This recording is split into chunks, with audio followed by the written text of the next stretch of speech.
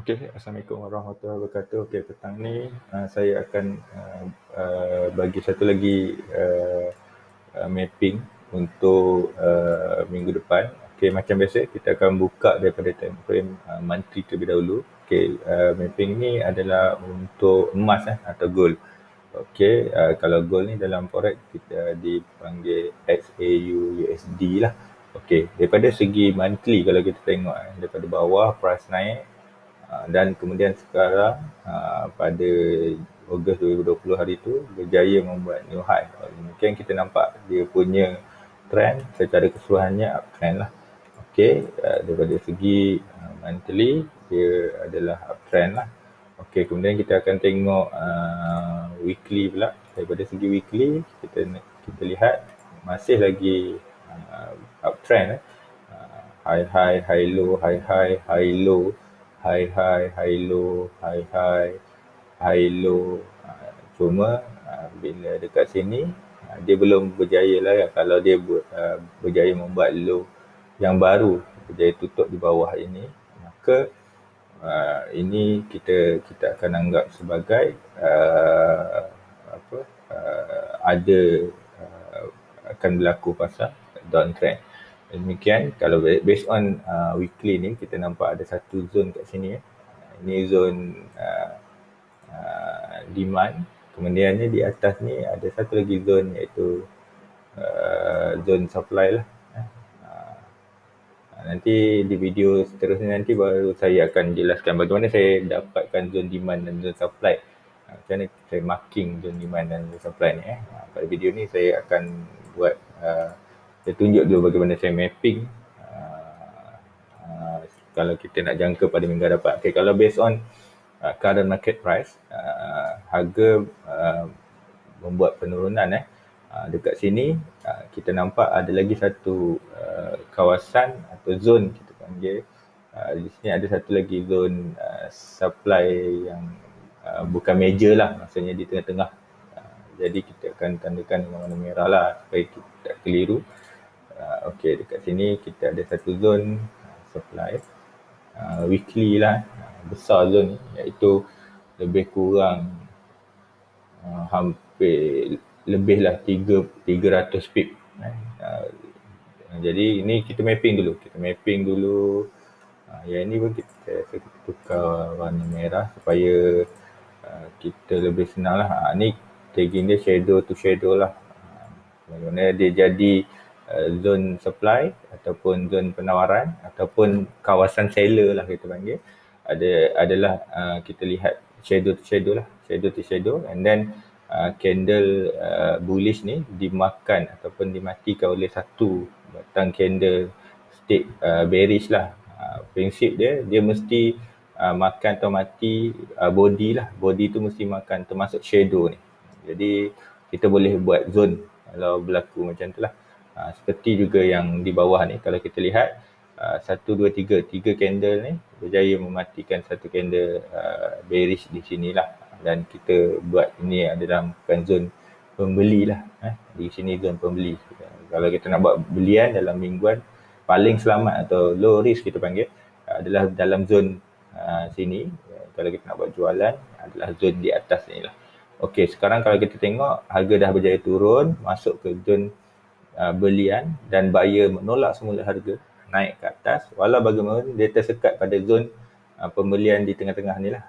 Ni tu sebab tu saya tagging tadi sini, kita ambil sini. Ni candle sini dimakan jadi kita tengok ini zone belian. Tapi ada kita kena tengok secara mendalam lah. Kalau kita lihat body candlestick ni kita guna kotak lah. Body candlestick ni berjaya tutup di atas line merah ni yang merupakan last shadow. Maksudnya dekat sini dia telah berjaya membreak zone ni lah. Maka zone ni dah tak valid. Oleh macam tu kita akan pindahkan, maksudnya kita akan cari lagi zone, the next zone. Kalau kita lihat dekat sini ada satu lagi zone, kita akan pindahkan ke atas sebab zone ni telah dipecahkan. Di sinilah ada satu lagi zone sebelum masuk di sinilah, di sini. Ataupun kita boleh ambil yang ni lah, satu lagi zone kat atas tu. Kita ni zone sebelum dia masuk dalam zone weekly. Kita punya weekly sell atau seller punya tu. Okey, jadi harga buat penurunan. Okey, saya dah nampak ada peluang pada minggu depan. Kita boleh concentrate untuk mencari buy lah. Sebab okey, kalau tuan-tuan puan tengok dekat sini kita ada satu zone. Kita ada satu zone kita ada satu zone demand zone dekat sini. Kalau kita tengok ada demand zone. Cantik. Jadi price dah pada 3 minggu dia bermain dalam demand zone dan dia dah keluar dan berjaya keluar daripada demand zone ni. Okey. Namun dia belum boleh makan lagi candle ni. Kalau persoalan candle ni berjaya makan ni, maka dia berjaya buat new high, maka lebih selesa lah buyer. Tapi apa yang kita boleh expect adalah dalam minggu-minggu depan, mungkin di sini kita boleh expect begini kita expect begini.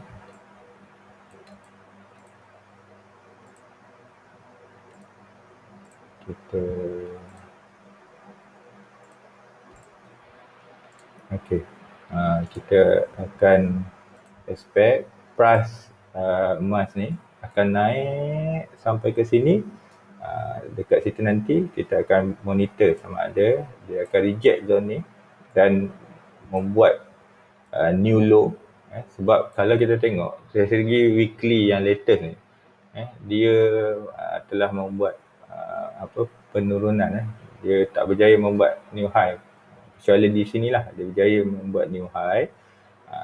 Kiranya dia berjaya break ni semula, maka kita boleh kata bahawa ini merupakan titik reversal lah, ataupun penukaran arah. Cuma buat setakat ni kita nampak arah telah bertukar lah dengan confirmation candle ni tadi. That's how bila dah ada berlakunya confirmation pertukaran arah tu, sebab itulah candle ni akan retrace terlebih dahulu untuk masuk balik ke dalam zone, barulah dia akan naik semula untuk meneruskan kenaikan sehingga ke zone di atas ni lah, zone yang tertinggi lah, maksudnya zone bulanan. Okey, kita tengok jadi kalau kita expect daripada zone ini, kalau dibawa naik ke atas ini lebih kurang 7,000, 8,000 pip lebih kurang 8,000 pip, 1,000 lebih lah kalau tengok 800. Dia kena tolak dia kena 0.1, itu 801 pip ke atas ni untuk goal ni lah, sebab dia 80 USD lebih kurang. Kalau 80 USD lebih kurang 807 pip daripada zone tu. Jadi mari kita tengok sama ada kita ada peluang ke tidak pada minggu depan. Maka kita akan tukar pada time frame yang lebih kecil, iaitu kita tengok daily dulu. Okay, daily telah membuat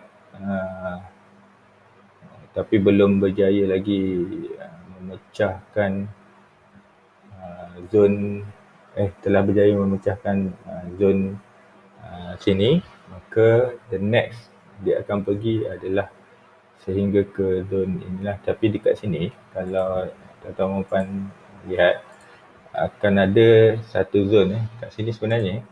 Shadow ni merupakan satu zone sell sebenarnya. Magic tak? Jadi saya explain kenapa dia jadi zone sell. Okay, sebab kita tengok time frame daily. Bila kita tukar kepada time frame contoh lebih kecil, kita guna H1 sebagai contoh. Kalau kita tukar kepada H1, apa yang kita boleh tengok?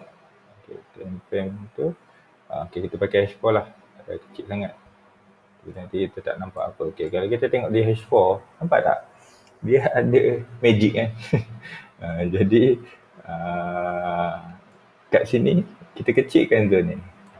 Ini kita panggil sniper entry ya tuan-tuan. Beginilah kalau kita nak dapatkan. Bagaimana kita nak dapatkan sniper entry? Sniper entry untuk sell lah kat sini ya. Tengok price datang saja masuk ke zone tu dan reject. Sekurang-kurangnya kalau reject kat sini, sekurang-kurangnya kita dah dapat 22 pip. Kita dah ada 22 pip lebih kurang. Tak juga 22 pip, 220 pip 220 pip siapa nak bagi tuan-tuan kan. 220 pip. Ni kita tengok siapa ni. Sebab tu kita kena cekak lah. Kalau kita nampak keadaan begitu tadi pada time frame daily, kita tukar kepada time frame yang lebih kecil, kita akan nampak sesuatu di situ. Yang mana dia buat apa sebenarnya? Drop. Base ni, yang terakhir ni lah merupakan zone supply yang kecil. Kalau price nak naik lebih tinggi hingga ke zone atas ini, dia perlu break zone ni. Itu benda pertama dia akan buat. Oleh demikian, kalau kita tengok dah berapa hari price sideways dalam range yang inilah. Jadi kita boleh tunggu bila price datang balik dekat bawah ni, kita akan betulkan semula zone buyer kita. Kita betulkan zone buy. Okay, kita cari mana zone buy yang terdekat dengan kita. Di sini. Nampak tu? Itu zone buy. Kat situ ada satu zone buy. Yang mana? Kenapa dia dekat situ? Sebab candle stick ni telah dimakan ataupun dikalahkan oleh 3 candle hijau ni. Dia kalau saya guna 3 candle maksimum. Kalau dah ke-4, dia akan cara lain lah kalau kita nak tagging zone. Jadi kita expect harga buat ni zone paling kuat lah. Tapi kalau kita tengok, dia dah datang dah pun. Dah ambil order kat sini dan dia naik semula kat zone atas ni. Benda ni dia cuba turun, tapi dia turun sehingga zone ini sahaja. Kat sini ada satu zone lah.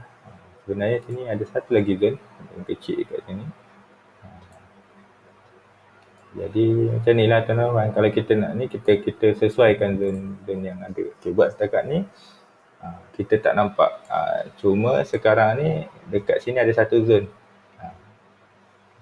Zone terdekat. Jadi jangkaan saya price sampai ke body candle merah ni, dia sampai di sini, kemudian dia akan cuba balik masuk ke dalam zone di atas ni dan cuba tembus lah. Kalau dia gagal untuk tembus ataupun dia break this zone ni, mungkin price akan jatuh ke dalam zone ni. Sekiranya zone ni tak dapat menampung, zone paling kuat dia kat bawah ni tuan-tuan. Kalau sanggup tunggulah. Zone paling kuat dia adalah, saya buat kotak lah, senang. Ni zone paling kuat lah. Ni zone paling kuat. Zone buyer ataupun pembeli yang paling buat setakat ni yang paling kuat lah. Sebab dia pernah sekali datang dan dia reject. Yang ni pun kuat. Dia datang 3 kali. 4 kali. 1, 2, 3, 4, 5 kali, 6 kali. Ni memang solid lah. Kalau ini tembus, maka price tu memang akan jatuh. Price tu akan jatuh ke the next zone. The next zone might be di sini. Di sini ada satu zone. Biasa orang akan ambil di sini lah. Sebab kenapa di sini? Sebab tak ada lagi price yang datang. Kalau ni price dah pernah datang. Yang ini pun price dah pernah datang. Yang kat sini the next zone lah. Kita expect kalau kadang-kadang market bukan milik kita kan. Jadi kita expect bahawa sekiranya price nak lagi jatuh daripada itu, maka dia boleh sampai ke 1752 ni lah. Ni kita punya expected pada minggu hadapan lah. Goal jadi dia akan try kat atas ni. Sebab dia dah try sebanyak lebih kurang 1-2 kali lah. 2 kali kat situ. Dia dah try sebanyak 2 kali lah. Kalau exactly yang masuk zone tu dah 2 kali. InsyaAllah dia akan, kalau dia pergi kat sini nanti kejap lagi, besok dia pergi sini, dia akan cuba naik ke atas ni. Kalau dia gagal je, dia akan tembus lah. Tembus sebab ni dah 6 kali dia dah sampai sini, dia tembus. Bila dia tembus, dia akan naik retrace, baru dia akan cuba untuk sampai ke zone ni lah. Dekat sini nanti kita boleh cari buy, kat sini, kat zone ni boleh cari buy. Nanti kat zone ni pun boleh cari buy. Tapi zone-zone 1, 2 ni dah tested zone Maksudnya macam ni dia dah masuk, keluar. Masuk, keluar. Ni masuk, masuk kat sini, keluar. Okey. Jadi yang ini pun dah tested zone. Jadi kita jangka ni terlalu tested lah. Sebab tu dia sideway kat sini. Kuat gila. Nampak setakat ni kita nampak gold potensi daripada segi monthly memang nak naik, weekly memang nak naik. Dan daily ke bawah dia agak sideway. Kalau dia mungkin cuba buat penurunan dan dia sampai ke zone yang paling bawah sekali ni lah. Zone paling kuat lah. Cuma nanti di video penerangan yang seterusnya baru saya akan terangkan bagaimana kita nak kecilkan zone yang besar ni. Zone atas dengan bawah ni besar. Mana sanggup floating banyak-banyak macam tu. Jadi kita fokus pada minggu depan, kita fokus zone ni lah. Kalau dia break zone ni, maka the next zone adalah harga tersebut boleh sampai ke zone atas ni. Zone ni sebelum dia pergi masuk zone besar tu. Dia bukan terus masuk zone besar tersebut, dia mesti step by step ada wave kan. Dia macam dia lepas tak masuk balik, lepas masuk turun balik, turun lah. Dia lebih kurang macam tu lah. Tapi kita expect kalau dia lepas saja zone sell ataupun zone supply yang terdekat ni, dia break saja, kita boleh cari buy kat sini nanti. Dia akan jadi short zone. Jadi dia akan naik ke atas ni. TP dia lebih kurang atas ni lah. Lebih kurang berapa pip ni banyak pip ni. 300 lebih pip juga ni. 300 pip lah tak silap saya ni. 274 pip banyak kat 274 pip ni. Okay. Itu saja video saya untuk gold next week. Terima kasih.